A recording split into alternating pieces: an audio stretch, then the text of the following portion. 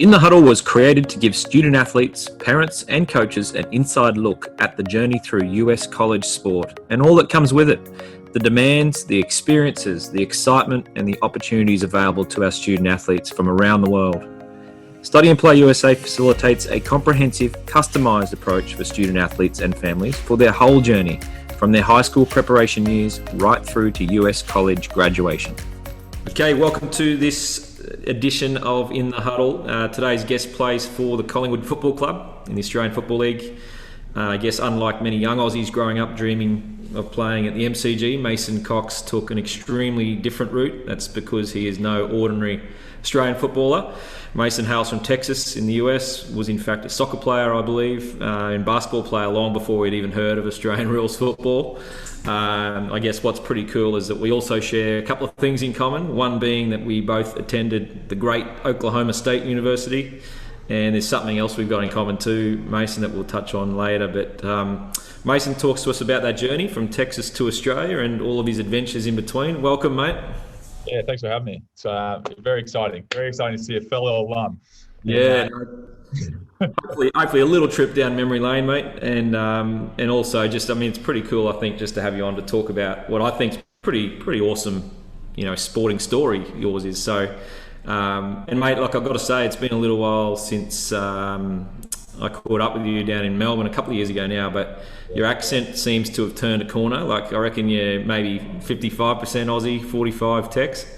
Yeah, I'm getting there. I'm actually just applied for citizenship, for Australian citizenship, to get dual citizen. So I'll almost be 50-50. It'll probably actually work out all right whenever it comes to that. So yeah, it's definitely, the twang's definitely changed over the 6 years I've been here now.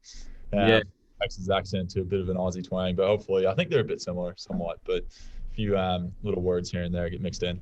Yeah. I was going to say, mate, it sounds almost Irish. It's like this interesting mix, but it's I won't say it's Irish, but it's different than what it was last time. So, mate, off season, what have you been up to? Obviously, you're still in the off season or getting ready for 2021. What's been going on, mate? Or you get a chance to get away? Yeah, I did. So we were hubbed up in the Sunshine Coast for about 4 or 5 months during the season to get it off, and then once we finished up with that, I essentially got a car and drove as far north as north goes in Australia, and drove all the way up to the tip and was doing kind of Indigenous community stuff, lots of clinics, kind of speaking gigs and stuff for them, and just kind of giving my time back to the community with a friend of mine named Jiva Mentor, who does the netball side of things. So went all the way up to Thursday Island, and then we flew over to Darwin, did a few things with a friend's footy club over there, and then I just got back to Melbourne probably 5 or 6 days ago, and just got back into training. Today was the first day back with the young kids, so the young fellas come a bit earlier than the older guys, and I'll just come back a bit earlier, start training with them, see where I'm at. So yeah, back into the grind, as I say. But now it's good to be back in Melbourne and see it just opening up, I think, is the biggest thing. You see kind of people here a bit scarred from the whole kind of COVID lockdown, and fair, like, I mean, it was pretty so I was fortunate enough, I guess, to make the best of a situation in Queensland to be able to miss the whole thing. I think I left the day before borders shut, and I came back 2 days after the borders opened. Wow. So I essentially missed this whole period of lockdown here in Melbourne, and I was pretty much lucked out to be able to do that. Yeah, that's awesome, mate, and thoroughly deserved, I guess, after a pretty tough season. Hub life, I'd imagine, was a bit pretty unique. Something that you're not looking forward. Hopefully, that's not going to be happening in a few months' time, huh? Yeah, that's the hope. Being away from friends and family and your probably support group outside of football was different. And I think, like, if you can imagine going to work and essentially living with all the people you work with for 4 months, for 24 hours a day, 7 days a week, you probably get a little bit like, all right, it's time to get my own space. So, yeah, I think we all get along very well, but I think after that whole experience, everyone was ready to kind of sleep in their own bed and get back to home and kind of just have a bit of normalcy back to their life. Yeah, mate. And when you said before, back training with the young guys, you do put yourself in that category, mate, or are you one of the senior players now? I'm one of the senior players. I haven't got cut yet, so there's been times that have been close. But so I'm years. So the first of 4 years come back about 2-3 weeks before the 5+ years. So I've decided to come back to Melbourne anyway and just start training. So just to get back in shape, I'm kicking footy around. So hadn't had much opportunity to do that while I was traveling around Australia. So kind of get back and kind of get back into a bit of a routine, I think, here at the club where things have somewhat opened up. Yeah, you got to try and work off that the turtle and crayfish and dugong you've been eating up there, huh? Yeah, it was well, we had Thanksgiving last weekend, so that was a big one. So I think I'll go a few kilos to probably burn off from that. Work off Turkey Day, huh? Yeah. Yeah. Oh, that's good, mate. And, so, mate, how many years have you been in Melbourne now? Is it like 6 or 7? So I'm on my 7th year coming up. So I've been here for 6 years. I landed August 23rd, 2014, and then I've been here 6 years since. So just over 6 years at the moment. And yeah, I've essentially just been a huge chunk of that. I'll go home obviously maybe a month, 2 months of the year. So we're fortunate enough to have a bit of time off at the end of the year to go travel and see family and stuff. And that's kind of whenever I go back to the States. And a lot of times I go back to Oklahoma State and catch up with some old friends at university. Yeah. So it's been a pretty cool experience to be able to be here for 6 years, still have a legitimate job while I've been here, and being able to be financially stable while you're half the world away from home. Yeah, oh, mate, it's been great. It's been great to watch. Obviously, a little bit more of a vested interest for me, and as you say, being an alum of the great Oklahoma State, and we'll touch on that in a second. But no, it's been good to see you developing, mate. Like it's inspirational actually, because it's like, I've grown up with this sport, never played it at your level, but to come here and to fit into that game pretty seamlessly. Obviously, I'm sure it wasn't easy at the start, but and you're still learning, I'm sure, really. But it's it's been great to watch your progress, mate. It's been awesome. Yeah, it's been a unique experience to go from never hearing of a sport and playing on its biggest stage. It's been a big journey to say the least, and hopefully there's a lot more to play out. Mate, other than footy, what are the other big changes you reckon you've adopted in Australia? Like food, or are you a meat pie eater, mate, or what's? Not yet. People try to get me into the meat pies. If it's like like you're traveling around and maybe like a country, like bakery or something, I'll have a meat pie, but not at the footy. Yeah, not a fan of those yet. But I think one of the biggest things, like anywhere, is I moved here not knowing anyone and not having any kind of friendship group here. And I think once I kind of found the people I connected with the most, that kind of really put me in good stead going forward as far as, feeling like I was pretty comfortable in this country being so far away from home. So I've got a group of friends, maybe 5 to 6 of them, that are really, really close. And a few of them are actually American. So we'll kind of celebrate those holidays, whether it be 4th of July or like Thanksgiving last weekend. We'll probably do Christmas together this year because they're away from their family also. So I think being able to kind of get that group around you that you experience things with, you go out to, let's say, the tennis, or you go out to, the footy or the rugby or whatever it is, and you have those people you kind of rely on where, like, it's tough to build those relationships. And now that I kind of have that, I feel a lot more settled, and yeah, just really enjoy kind of being around them and kind of have my people, I guess, here. So I think that was probably one of the hardest things coming over here, to try to get my head wrapped around. Then once I had that, I felt, like I fit in here. No, that's good, mate. We're lucky enough. We've got an awesome staff member, American girl, and we have Thanksgiving with her every year, and it's really important to her. But it's become my favourite holiday, not just because of the food, but it's actually pretty cool. Like, we usually have 20 or 30 people sitting around a table actually talking about what they're thankful for, which is, like, it's pretty awkward for people because you don't really often do that sort of thing. So, but I like it. I think it's a good exercise, right? Plenty of tears and all that sort of stuff. But yeah, it's a good concept, the whole Thanksgiving. So it's good you got some mates to share that with. Yeah, it's I think this year, especially with everything that's happened, it was a very emotional Thanksgiving. Like, there's probably 10 of us, but I think everyone probably shed a tear at the table. And it's good to kind of retrospectively look at your year and say, what's happened and what you're fortunate for, and what's been tough, but people have helped you through, and just kind of give acknowledgement to those moments in that year, and just kind of sit down and give the time to actually put into it and think about it, rather than just moving on. So yeah, I think this year, obviously, given the situation in the world at the moment, Thanksgiving was probably a pretty important holiday for a lot of people, and hopefully people were able to spend it with their family back in the US or here in Australia. But yeah, I don't know, you just hope for the best, I guess, for the situation that is. Yeah, absolutely, mate. Couldn't agree more. Mate, I'm going to change direction a little bit. I think it's very important, if we're going to talk about the Mason Cox story, we've got to talk about what happened before you arrived in Australia. So, mate, I'm going to do something pretty weird. I'm going to play you a little soundbite here, and I want you to listen to it just for a little bit and tell me, you might want to tell the listeners listeners and viewers what this song is, but I guess tell me what it means to you as well. So we'll play it now.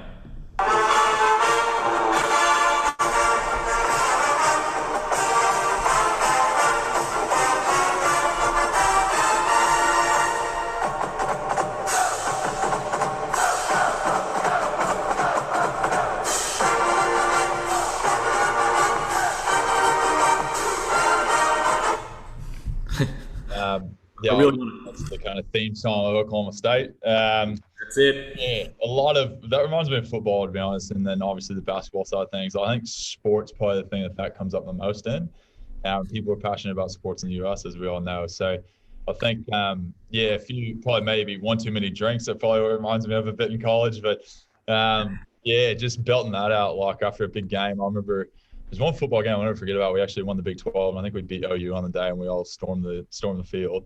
And I remember belting that song out. It was just absolutely insane. You start to get that kind of like connection of like, it's not just school. I don't know how to really explain this, but like in Australia, it's very different. Like you go to school, you pay the bill, and that's it. Like there's not really an affiliation with that. You might have friends and stuff still from there, but that's really the only thing that keeps you tied to the school. Yeah. In the US, like you're forever tied to that school. So like something like that comes on, you're sitting there wanting to do like the wave that Oklahoma State does, or jingle the keys before like the kickoff. There's so many little things I think that make a university itself and unique within itself, that always kind of keeps you tied back to it. And like that song, it brings back so many memories from before I even played basketball. And I was going to basketball games, I was in the crowd, to winning basketball games and getting the storm, like the court stormed, and football and everything else. And the sport, it's kind of weird that some people actually choose a university based on the sports there and whether or not part of like that kind of culture of it. And that's what binds people together. I think like to have something that you look forward to, everyone looks forward to. It's an event on the weekend that everyone goes to, and people come back as alumni.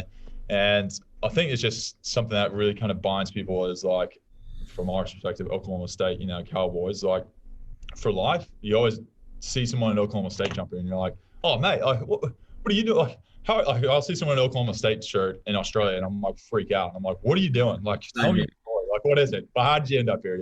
Exactly. Yep. That's something that you always just kind of have a bit of a personal soft spot for, I guess, whenever you kind of go throughout. It's not just the education, it's also the experience and the people you meet throughout that time frame at that school. Without a doubt, mate. I think I hear that song and I'm the same. I get a little shiver every time, and just takes me straight back to Gallagher Iber Arena, and so many amazing moments watching basketball and the wrestling. I got really into the wrestling when I was there, and just it is. It's a connection, as you say. When I saw you a couple of years ago down in Melbourne when the Oklahoma State women's basketball team were in town, and that was it was just great to catch up with other people who sort of understand, I guess, what that connection's all about. So it's pretty cool. But mate, I was curious. Mentioned at the start you're a Texas boy, and anyone who lives in Texas and Oklahoma, they're for those listening in Australia, they're bordering states. They kind of hate each other a little bit, like maybe in Australia, Queensland and New South Wales don't particularly like each other in terms of rugby league, state of origin, things like that. It's a little bit the same, but on steroids over there with so many people. So how did a boy from Texas, in the suburbs of Dallas, I think, wasn't it, right? How did you end up at Oklahoma State?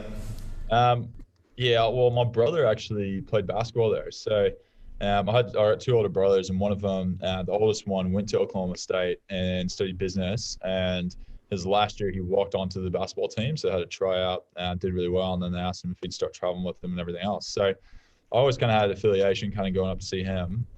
And obviously he had mates there, friends there, whatever it was. So whenever I was looking at kind of universities, it was just kind of an easy fit. Like I just kind of knew the area. I'd been there before. I had friends that would help me out, whether it be intramural sports, getting into that. Like I had plenty of teams to jump into. And it just kind of felt like it fit well. And not like the whole reason I was like what I wanted to study was mechanical engineering. And Oklahoma State's mechanical engineering school is pretty good and holds itself. So it wasn't like there's other places I could have gone, but it was probably the right distance away from home where I didn't feel like I needed to be back every weekend. I still had a kind of a bit of a distance from mom and dad, wherever it was, and kind of could be independent and grow up. But also if something serious happened, I could still make it back for a weekend or wherever it was. And Yeah, the engineering side, obviously, the education part of it led me to go to that university. But I think one of the things that I always kind of felt that connection because my brother was there, and he was fortunate enough to kind of play sport there, and get to have this amazing experience of being on television and everything else. And that probably gave me a bit of a push towards Oklahoma State as a university to go to, besides some of the in-state tuition ones of Texas A&M and University of Texas, or all the ones around the area. So that was kind of the thought process behind why I landed there. And yeah, it was a lot of it was just the connection my brother had there that kind of got passed down to me. Yeah, that's great, mate. I got to say, because I'm just enjoying talking about college days. But I remind my very first night, I shouldn't say it was my second night. I arrived at college, picked up from the airport, taken to my midnight. So I didn't really see that night. The next day was a blur, signing my name about 50 times and meeting people and didn't know what was happening. And then that night was Bedlam basketball. So that's Oklahoma University versus Oklahoma State. The big in-state rival, packed house, triple overtime victory for the Cowboys. Unbelievable. So this is back in '97. Okay. 97, mate. So it's a bit before your time, you young fella. Yeah, and I just didn't know what the heck's going on with people doing OSU, and I'm going, what is this? And everyone knows it but me. And we stormed the court, and then the next day it was sort of my first proper day of classes, and all the guys, or a lot of those guys in that, it was on ESPN that night. They're all just walking around in my classes with me. So this is pretty cool. Yeah. So I just had to share that, mate. Do you remember any of your first moments at college? Well, geez, some of my first moments, I lived in a dorm. I was in a single, to look back now and say the way I used to live is pretty phenomenal. I was living in essentially in 3 meters by 2 meters wide, and it was two of us sharing that room. Yeah. I slept in a single bed, shared bathroom, shared showers, and shared a little common room. And I think it was in Kerr Drummond, so it's torn down nowadays, but there's this old building and essentially just chunked, there's 80 kids per floor, and there's 12 floors. Yeah. And, that was kind of the reason I got into basketball, actually, oddly enough, was everyone around, it was kind of like our floor is quite sporty. So we just hear someone bouncing a basketball going to the local rec center at the Colvin. And by bouncing a basketball around, you just wait for 10 minutes. And you have 10 guys together to go down there and you play 5v5. And it was just what bonded us as a group. So yeah, where basketball actually started. But that was probably my first experience, was I was just this broke college kid that was eating 5-cent ramen noodles, because that was all I could afford to be able to get by, to be able to afford the next meal to put towards education. All the money was going towards that. So yeah, that was kind of the way I lived, which is kind of just how a lot of people are. A lot of people take out massive loans to be able to get education in the US, and hopefully by the time they graduate, they can start paying it off. Yeah. That was one of my first experience, I think. And then that was kind of one of the things that I believe really got me to get different friends and everything else, was getting involved in sport. Not from the basketball team side of things yet. It was just from essentially going to the rec center, playing basketball for fun, and then playing intramurals, whether it be gridiron, whether it be basketball. They had inner tube water polo, I think. They had soccer. They had all these other things, you could be a part of. Yeah. That's kind of how I met my friends while I was in university. It was just through, the thing of sport that connects everyone, I think. So that was probably my first year, was really the thing that stood out to me the most. Yeah, that's interesting, because my experience was really different, because I was there to play tennis. I literally got off the plane, had that first, that basketball experience, and then we were training for the first time the next day. I think I played my first match 3 days later. So I never played flag football, or I only went to the Colvin Centre to go to the gym. I did nothing but tennis for 4 years. But we played cricket with a lot of the Indian and Pakistani sort of students who love their cricket, and outside of that, it was sort of all tennis for me. So that's interesting. But mate, like you mentioned before, a lot of people who maybe skim over your story probably just assume, I guess, given your height as well, and they research that you played basketball at Oklahoma State, probably make an assumption that's why you went there. But you're a soccer player as a kid, and then, as you say, you sort of accidentally got into basketball, right? How did the basketball sort of opportunity really take shape?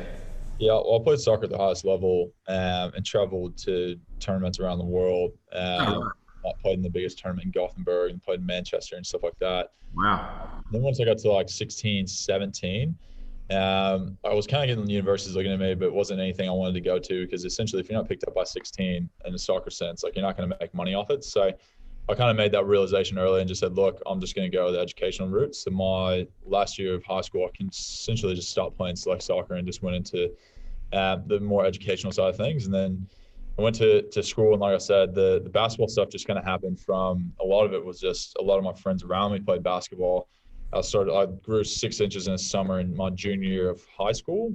Wow. And then I grew another 2 inches in college. So I was tall, but I wasn't like freakishly tall until I got to university.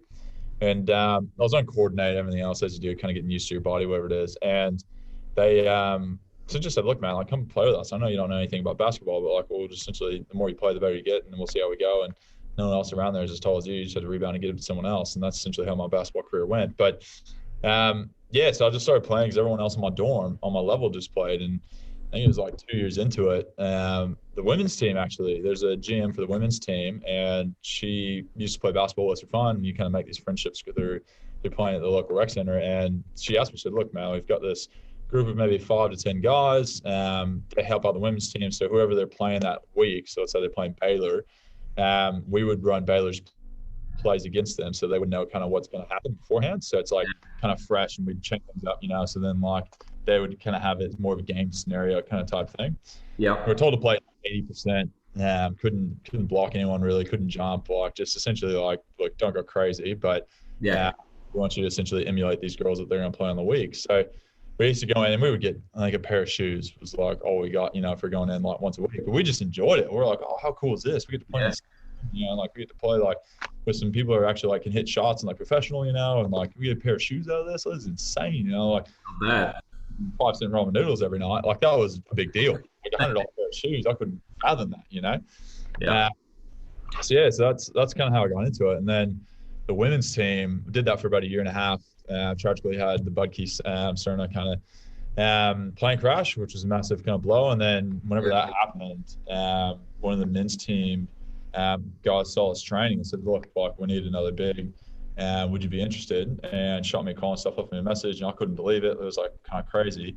And then literally, I think he called me at 10 a.m. By 12 o'clock, I was training that day.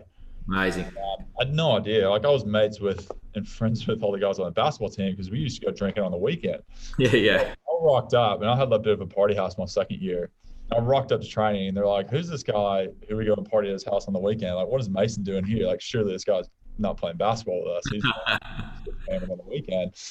And yeah, as you do in college. And yeah, it was just kind of funny. And like, we just all became close friends and whatnot. And then I started playing for the men's team. So started taking the private jets everywhere, and never really played for my first 2 years. Like was really just a bad guy. And essentially just got rebounds and was more of the defensive player while they ran offensive plays. Yeah. And the last year we had a few injuries and stuff, and then things got a bit more serious. And I was times I was 6 man off the bench playing a top 5 team in the United States. And I'm like, a guy who's just picked up a basketball essentially a year ago. So I could barely even know how to check in, much less put on my ankle braces, and was thrown into Big 12 games where it's like a winner go home kind of deal. And I'm like, life's kind of throwing a bit of a curveball here. Yeah. But the similarities between that and coming into AFL, which we'll talk about obviously soon, that there's got to be pretty similar. I think that had to have grounded you pretty well prepared, I reckon. It's almost like if you got too much time to think about, my gosh, we're playing against a top 5 team here, you'll run the other way, right? It's a bit like walking down the MCG and saying, man, I've only just picked this up 2 years ago or whatever. Be the same sort of thing, hey? Just end up having a laugh. Like you can't really believe that your life's kind of made it this full circle around to have these experiences. And then, like I remember the first time I ever checked in, and like I sat there and I stood up in front of the check-in table and the guy to tell me to sit down because I didn't know to go on and eat. And like the first training session I ever had at basketball, I took about 15 minutes, and then one of the trainers came down and said, "You all right?" And I said, "Mate, I've got no idea how to put on an ankle brace. This thing goes up, down, all around. I had no idea how to strap it up." And he had to put it on for me. And I had no idea. I'd never played basketball at a serious level like that. So, that was just kind of the experiences you have. You just kind of sink or swim. You learn as you go, and you just kind of essentially grow as a person, as a player. The more experiences you have, and then who knows where it'll land you. And that's kind of essentially been my athletic career since then. And I've just kind of essentially kept doing that, and it's put me in decent stead, I guess, to be where I'm at now. Story of your life, mate, so far. It's awesome.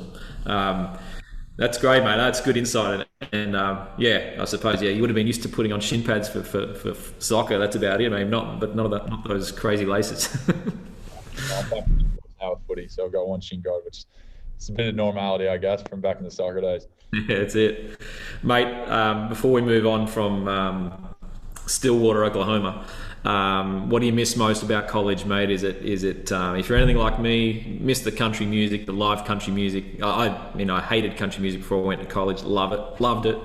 I miss the Joe's Burgers with chili cheese fries, the Wormy Dog Saloon, all the sport, all the amazing people. But what's the main thing for you, mate? You reckon? Yeah, I think that like it's tough to describe like a college experience to an Australian. Like, and I'm sure you would have tried to do this a million times, but Yeah. like the experience of going to a place for 4 to 5 years to, in that kind of time frame in your life, you're really trying to figure out who you are and what you want to do and what you value in life. For those 4 to 5 years, like I think it's such a massive transformation. Like I was not. If you look at me at 18 years old and you look at me now, you wouldn't think I'm the same person. Even if I was 24 years old compared to where I'm at now, you wouldn't think I'm the same person. It's this amazing kind of experience where everyone's going through the same thing and kind of bouncing off each other and learning different things. Like some people might have grown up really religious and you meet people who are not religious, and then you kind of get this exposure to all these different things that you probably wouldn't have had growing up. And everyone's doing it together. And it's all this kind of like, and there's no parental supervision. So you kind of just like making up as you go. And everyone's just essentially gelled together by this university, going to classes, trying to get this degree, and everyone's working hard. But the experience, I think, of just growing as a person is something that's just so hard to really grasp unless you go do it. And Yep. it's phenomenal. Like I talk to people here and I say, look, they're like, well, you live alone, man. Like, are you all right? I'm like, yes, I'm okay. Like I lived on my own whenever I was, in university. I had roommates, whatever it was. Like I paid my own bills. Like I was essentially at 18 trying to sort out life from, being able to get my own job, being able to figure out how to pay a water bill and like figure out your taxes and all this other stuff that you don't really Yep. get told in school. And it's like you just kind of grow so much within that 4 years and you bounce off everyone else because everyone else is doing the same thing. So you Yep. kind of have this magical 4 to 5 years where it grows so much as a person that you kind of realize what you actually value in life. And I think a lot of people here, like they might live at home till they're 25, finish university, whatever it is, and they don't move away to actually go to university or anything like that. And not to say there's anything wrong with it, but I just think whenever you actually have to move your life from one place to another and meet new friends, meet new people, and learn how to interact with people on that kind of basis, you grow as a human so much quicker than whenever you're still in the thing that you're comfortable in. Like I think going to university is, I mean, you would have been the same whenever you landed there. It would have been very uncomfortable because you wouldn't have known anyone. You would just gone, all right, sweet, I'm here to play tennis. What's this basketball thing? What is Bedlam? I have no idea what's going on. But you realize that's what's connecting everyone. You realize all these things that is making you a better person. And it's just, not something it's not tangible. You can't really explain what college is like. It's something you just have to go and experience. I've got friends that have gone to Oklahoma State that are from Australia and they go back every year and they think it's the greatest thing they've ever experienced. They go, man, I try to explain it to people, but it's just physically impossible. Like I can't tell them what it's like to go to Murphy's and go out for a drink every single weekend and meet the same people and not even have to text anyone. You just know they're going to be there because that's where everyone goes and that's your place. And I don't know. There's so many things like that I think you miss. And obviously it's a once in a lifetime because you grow up, you get from the 18 to that 22, whatever it is, 21, and that part of your life's done. Then another group comes in and they do the same thing. It's never the same people. You'll never have that experience then. So it's very fleeting at the same time, this whole experience of college for this short period. And you realize that, like you get to the point where you're like, well, let's have the most fun I can have in this 4 years and learn as much as I can and just pick up as much as I, essentially just take in as much as I can. And you grow, you learn, and just I feel like my life from whenever I started in university, I was very shy, timid, didn't know what I want to do in life, anything like that, to where I am now is such a different person because of the experience I had in university to open my eyes to a lot of different things in life and different opinions and different ways of going about life and different ways of being successful and what success means. And I think college is one of those things that's really been able to open my eyes to a lot of those things by having that experience for 5 years.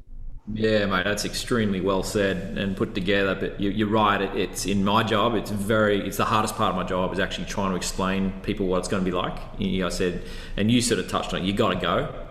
You got to do it. And we often talk to parents who naturally, and I'm a parent now. I got a boy who plays baseball. He thinks he wants to go for baseball one day. I took him to Oklahoma State a couple of years ago, and he's just in love with the place. But you sort of talk to parents, and they say, "Oh, look, I'm not sure about him being able to cope in a dorm.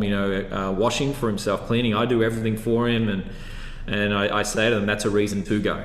Because you're going to go figure that out, and if you're going to sink or swim, as you say, and everyone swims because, as you say, you got like-minded people around. Everyone's in the same boat. And what a lot of Australian people don't understand is that Americans all leave home to go to college. There's no commuting. Yes, some of them might be only half an hour away, but it's still away. They're living on campus or just off campus, and I think that is the biggest thing and biggest difference between uni there and here. Is just that everyone's in the same boat. It's a community, as you say. All your mates are going to be at about 6 p.m. on Saturday night, unless of course you got a match the next day.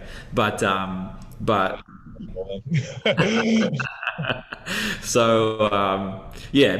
it's just it is a very, very special place. And look, is it a bucket list destination for a tourist? Absolutely not. But for someone who's been there and that's been part of their life, like me, I get emotional every time I go back, because it's just like, this was. I just, you want to do it all again, and you go back as an old bald man instead, but it still brings back ridiculously good memories. So, mate, it's been great to go down memory lane with the old, with Stillwater, mate. So we'll move on. Mate, you graduated with the engineering degree, right? And it's what happens next, what probably intrigues people, and the Australian people sort of know what happened next, but there are not too many Sharon footballs doing the rounds in Stillwater, Oklahoma, except for in our house, I think. I lived with 4 Aussies on the tennis team. I think we were the only Sharon football in Oklahoma, I dare say. But so how does a Texan graduated from Oklahoma State University discover this sport of Australian rules football? How'd that come about, mate? Well, I'll try to keep it short because there's a lot to it. But so we played I played my 5th year, and we played in March Madness, lost in Gonzaga the round 1. Yep. Guys, we had LeBron Nash, and Mike Collins was one of them, Markel Brown, Marcus Smart was probably the biggest one that came out of it. Yep. We had quite a few guys that were, touted as maybe getting drafted in the NBA. And there was a guy that the AFL essentially hired out named Jonathan Giovanni, and he ran a thing called NBA Draft Express. And that was kind of essentially, they looked at all these NBA talents, and he wrote essentially a bio on them, looked at all their stats, they used that, I guess, as recruiting for who's going to be the top picks in the NBA draft. So he watched a lot of NCAA. And the AFL got in contact with him and said, look, if you find someone, you watch those games, you find someone who's not going to go to the NBA but might go overseas or is athletically gifted enough to be able to play basketball or play a sport beyond university, let us know, and we'll look them up. And in that game, my story kind of got told of how I never played basketball and picked it up, and essentially in 3 years, in a year, I was playing in the NCAA tournament, and the craziness of that, and the story that was that. And from that, this guy kind of heard about it and said, look, I think this guy Mason might be one to put into the pot of people that will put to this US Combine in Los Angeles. And I finished up in NCAA, had about a month or 2 left, and I'd already essentially I already got a job at ExxonMobil. And so I had a job down in Houston at their headquarters, really well-paying job. Yeah. With that, and essentially I'd already booked all my stuff to move it down there, everything.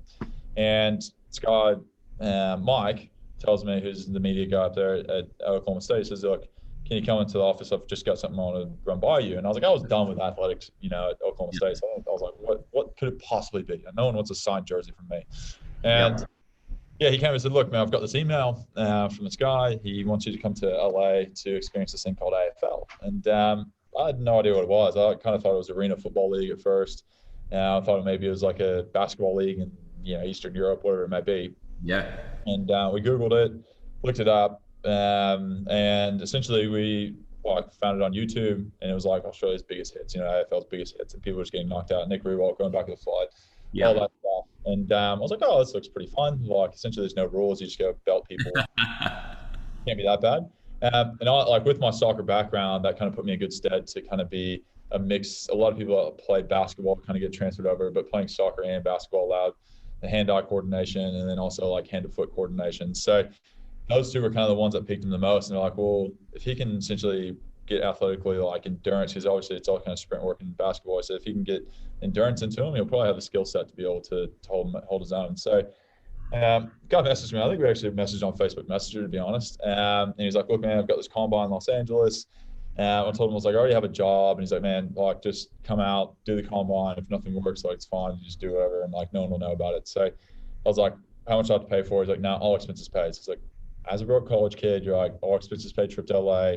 Not going to say no. I've never been to Los Angeles before, and just showed up and did like the 3K time trial, did a few jumps, did a few sprints, and then did really well. And like, I kind of thought, like, I never was the most athletic guy on our team, but with the endurance side of things, like, these guys didn't go through the same kind of training growing up. While I played soccer, they all played basketball. Yeah. And most of the guys who at this combine all played basketball. So my endurance side of things was actually way ahead of everyone else that was there. So then they're like, oh, well, this guy's the tallest guy that will ever play AFL if we get him to play AFL. And he can play multiple positions, ruck forward, and he's actually not as athletically far behind everyone else that we thought he'd be. So we did all that, and then like by the end of it, the guy goes, look, what are you doing tonight? I said, man, I'm going to one of my friends' places, we're gonna have a beer, and then I'll head back to university and finish university. I had like 2 or 3 weeks left at uni left. And he goes, now come back with us to Melbourne. And like, if you showed me Australia on a map, could not tell you where Melbourne was. Couldn't tell you, like, Sydney was the only thing. And even then, like, geographically, couldn't really tell you. And I had no idea. Like, I didn't expect anything to come of this. It was essentially just a free trip to LA to go see a friend. I just had to do some running for the weekend. And I was kind of like blown away, and I didn't really know how to react. And then I said, look, I've got 2 weeks left at university. Like, I've got my finals and everything else. Let me go finish that, and then I'll look into this. So for those 2 weeks, my brother became my agent, started talking to the AFL, started talking to 4 to 5 different clubs, taking calls at like 3 a.m. in the morning, and put this schedule together for 2 weeks for us to go to Melbourne, and Adelaide was another place we went to, and essentially experience what AFL was. And originally it was just going to be me, so I said it's only fair if my agent comes with me. So no one gets with me too. So not only did I get a free trip to Los Angeles, so I got a free trip to Melbourne, Australia for 2 weeks. So I finished my degree. That was spent those 2 weeks doing that, and then I essentially said, look, I'm going to go out to Australia. There might be a bit of media. I had to call back on mobile and tell them the situation I was in. And they were really understanding. Like, it's a once in a lifetime opportunity. It's not going to come around whenever you're 40 years old. Yeah. It doesn't expire. You can always go back to a desk job. It's kind of what they always said and what my brother said. So, so we flew over to Australia, didn't know anything about it, and went to go see 5 different clubs, got contracts from a few of them, and chose Collingwood out of it. And there's a lot of stories within that. But like I said, we were blown away to be on television in the US. And like, we weren't, like, we'd be just in the background. We're crazy to think that our stat sheet was like, we're on the stat sheet for ESPN.com, you know? And we got up to this place, Melbourne, and we rock up the first night at the Novotel, I think it was, in the city. And on the back page was like a big picture of me. And I was like, this is insane. And we went down to the 7-Eleven and bought about 15 of them. Yeah. We brought those back to our family because we were just shocked that like these people cared who I was. You know, it's like, dude, like, I've never barely even touched a football. Yeah. Touted this is like the next big thing, whatever it is. And so we got to experience that. And then like essentially I went to Europe. Also, I came back to America, and within the 24 hours, talked to the family. Said, look, I'm gonna ditch my career, essentially like engineering career. I'm gonna say no to the guy at ExxonMobil, and then I'm gonna go play AFL. And that whole trip was essentially to prove to us that's like a proper actual, like, something sustainable, and you can actually be there for more than 2-3 years. I always kind of thought it was the Eastern European Basketball League that might fold if a person's company goes bankrupt, and then he's the one sponsoring the league. So then the league just essentially folds, and you're stuck in Estonia or something like that and can't get out. That's what I thought AFL was originally. Yeah. Obviously it's not, but we had this amazing experience, got back, and I went to Europe for 2 months and just did a Euro trip by myself. And then came back and essentially spent 2 months trying to learn what AFL was, and learning the rules, learning kicking, handballing, goal kicking, all that kind of stuff.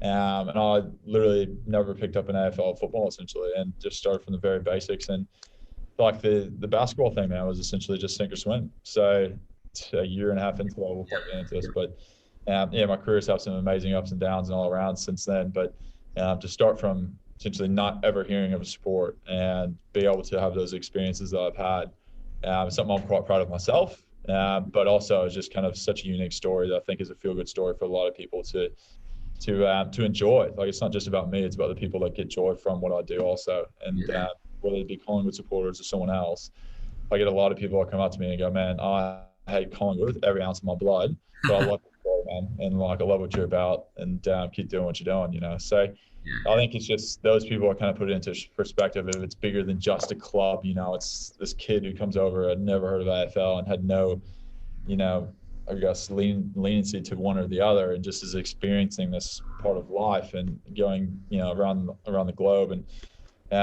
getting to see our game. That's not really us, and bringing exposure to it and everything else that people really enjoy and kind of get a bit of something different, out of. So I'm very the way I speak and the way I kind of have an opinion about things. So I think people enjoy someone who's not, or that's pretty willing to go against the status quo. Yeah, exactly. There's a lot of cliches out there, isn't there? And, little player speak, coach speak. It's good to have something different. You're right, mate, and just be yourself. Right? Call it how you see it. It's good. So that's kind of how I got into AFL, but there's a lot more stories in between it, and some of the games and stuff I've played in and everything else has been pretty cool along the way.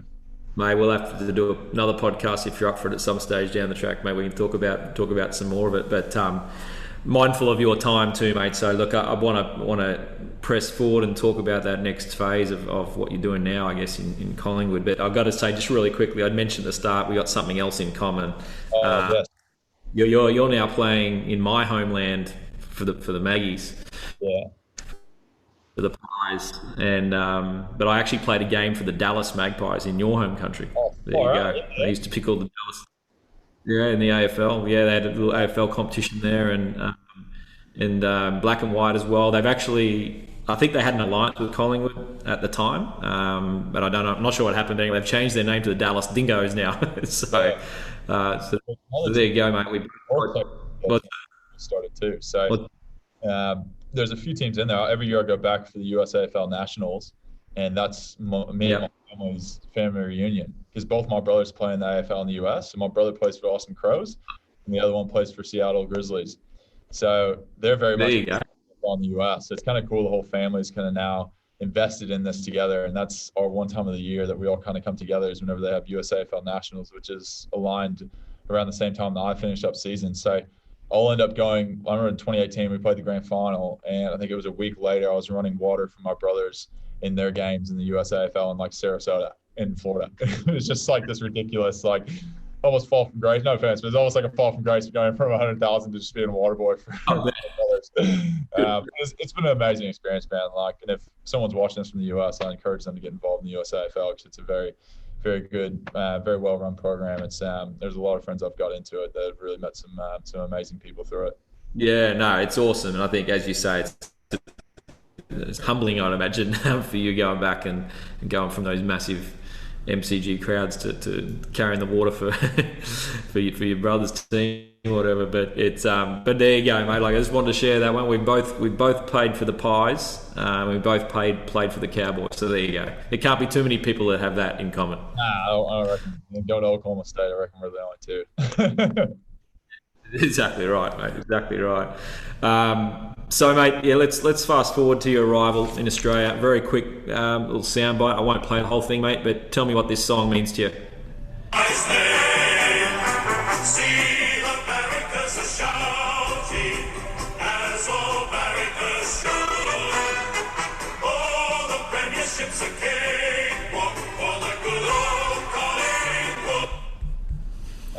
Yeah, so that's the same thing as Oklahoma State, but just for Collingwood, really. It's the theme song for the club. So that's something I think over the years, like you sing the song, obviously arm in arm with your boys and the people you go into battle with and everything else, and that's almost a relief from the game that you just had to put your body through. And yeah, it's something I think that I'll always be attached to. I always have a special place for myself. Like, obviously starting my career here and not really knowing anything about it. To be able to sing that song after games is always kind of one of those things I always aspired to do. And yeah, it's, I don't know, like, I've met so many amazing people through this experience in Australia, and a lot of it is due to the fact that Collingwood's looked after me and have put the right people around me, I think, whenever I needed that. And yeah, that kind of song kind of, I guess, summarizes the whole club up. And Side by side's the motto, as they say. And yeah, a lot of people I think through the years have really kind of stuck their arm out for me whenever I've probably had tough times here and there whenever it comes to it. And that's kind of, I guess, the motto of the club is, everyone's in it together, not just one person's isolated. So it's been really cool for me to be able to have those amazing people that have shared that Australian culture and the way of life with me throughout this kind of experience. Yeah, no, that's awesome, mate. I think, as you said before, not everyone follows Collingwood. Everyone's got their own team, but I think, yeah, I mean, your story and what Collingwood's done for you, I think, you can't question how good that's been for both parties. It's been a win-win. I think that's an amazing thing. But yeah, I mean, hopefully, mate, you'll have, when you're older like I am, mate, and you look back on your career and things, you'll sort of have the same feelings towards Collingwood as you do to that, the Oklahoma State song. You'll always be tied to it in some way. And welcome back, I'm sure. So. But anyway, I'm talking like getting ahead of myself there, mate. You've got plenty of years left, I think. So that's look forward to seeing how it all goes. But mate, just a few questions, I guess, about being a footy player, really. And I think there's a lot of people out listening, watching this that can probably only dream of what you've already been able to achieve in the AFL. I mean, it's just, so I guess the questions that I want to ask you now, you can spend as little or as long answering them, but I just want to ask sort of questions that the average Joe would want to ask someone in your position. So, particularly as an American athlete thriving in Australia, mate, I did have a highlights video of you that I've researched, but I might have to do it for another time. But and when I'm promoting this little podcast, I think we'll play it. But some of the first thing that comes up is you taking a mark, kicking a goal on Anzac Day at the G. Mate, what's that like, standing on the MCG in front of 100,000 supporters for that national anthem, and then on grand final day, as well as for the last post on Anzac Day and kicking a goal? I can't imagine how that'd feel. Get chills. I'm getting chills at the moment just talking about it. But the first time I ever played a game was Anzac Day, and the crazy thing about that was, it's kind of funny, not to be disrespectful to the anthem or anything, but it was kind of this moment where I was obviously amped up, really nervous and everything else, and we got there and you're facing the Essendon players, and the last post happens, and they do the moment of silence, and then they do the anthem, and yeah, the anthem starts playing. Like, I was so nervous, shaking, and then the anthem starts playing. I look at myself, I look around, I do this 360, and I go, holy smokes, man. Like, you don't know a single word to this thing. You're playing this sport in the middle of nowhere that, like, you've never heard of. And there's this many people here to watch the game. And it's just like, look how crazy life is, taking you. Like, it's just like, what a roller coaster it's been. I think that kind of calmed me down a bit before the game, was having a bit of a laugh about the whole kind of national anthem that I didn't know. It wasn't to be disrespectful by any means, but I just happened to the country, so I had no idea what I was doing. Yeah. I think that kind of took the edge off a bit, which was good. Yeah. I've obviously experienced quite a few Anzac Days since, and nothing will ever probably live up to that one, I think. It was quite an emotional one, I think. First kick, first goal. Obviously being the first American to play an Anzac Day. Jason Holmes was the first American to play AFL the year before. So a bit of a kind of, I guess, momentum with the whole kind of experience of being an American in Australia. And yeah, that was a massive game to be able to play in front of them. I think we beat them by a fair amount, but it's kind of an experience of like, I'm here now. This isn't just just an image that the AFL is trying to look good and trying to make something in the US. Like, I'm actually here to play. So like, that was a massive thing in my career. The grand final, obviously lose by kick, very close to having a gold medal around my neck. But you learn a lot from those moments, I think. You learn a lot about yourself, learn a lot about the people around you and how important they are. You learn a lot about regret and everything else. And yeah, that was obviously not one of the most amazing experiences to have, to lose by that. But I think looking back or go far out, like, could you imagine in 4 years' time before that, you never touched a footy, and then you play in a grand final and get to experience a grand final parade and playing the biggest game and playing one of the closest grand finals to ever be. Yeah. How fortunate are you to be able to be in that position, I think, was like kind of the way I look at it now. So obviously it's frustrating to look back on it, but at the same time, like, I think it's amazing to be able to say I've had that life experience that a lot of people would give a left arm for or whatever to be able to go and do. And to have that under my belt and to be able to know what it feels like to be on that day is something that no one can really take away from me. So I think that's something that's always been kind of something I've been pretty proud of, even though it hasn't gone my way. Something that I always kind of strive to get back to, that always kind of is that carrot in front of you that you always try to get back to and be successful at. Yeah, that's it. I think the great Lee Matthews once said that you've got to be willing to risk everything, which is ultimately losing, to have that feeling of being there and have a chance to win. Having that chance to win is what it's all about. So yeah, mate, I'm sorry to bring that up, but yeah, but your attitude's perfect, mate. I think that's a really good way of looking at it. I think it's better to have been in it and lost than not to be in it at all. That's for sure. So, and mate, hopefully more to come. Just as long as you don't beat my boys at Hawthorn, but hopefully, mate, I really do wish you well with that. But, mate, just quickly, can't let you go without talking about Joe Biden. I mean, obviously, 3 or 4 years ago, he came out to see what not just to see what AFL's all about, but while he was in Melbourne, you got to chaperone him, I guess, and talk through the rules and the game. And now, obviously, we know what's happened with Joe, and he's a new president. You pinch yourself with that experience, I'd imagine, as well. Huh? And he sounds like, from what I can understand, was a really, really nice bloke and nice guy to talk to.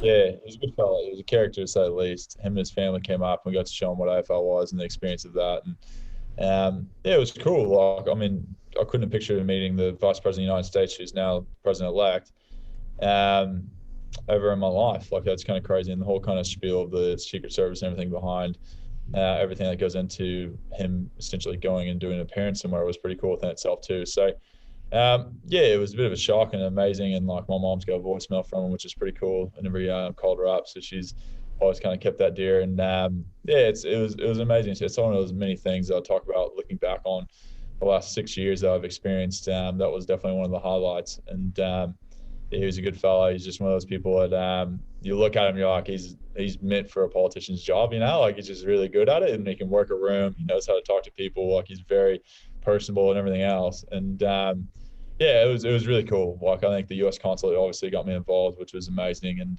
very grateful for them to kind of put my name into the hat and for me to get picked, and the club to allow me to go, because I actually missed a VFL game for that. So a once in a lifetime experience. Can't say no to those kind of things. And yeah, just really enjoyed it. But he was an absolute legend, and it's great to see him kind of, I guess, get the nomination and win the thing. And yeah, we'll see how he goes over the next 4 years.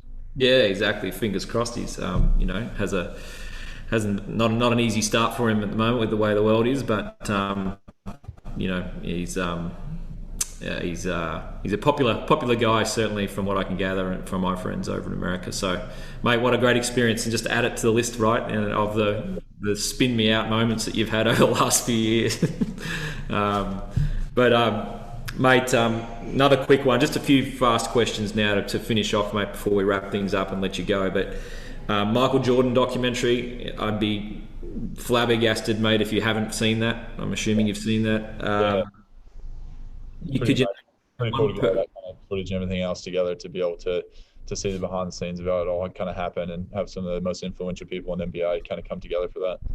I'd love it if they did it with just some other athletes like Tiger Woods and things like that, something similar. I'd love to see it, but they've set the standard pretty high now with that documentary. But mate, I was just going to ask you, what if you were to name, putting you on the spot here big time, but if there's sort of someone who's come into your life through Collingwood, whether it's a player or a coach, or maybe not even at Collingwood, that you think that possess some of those Jordan-like qualities.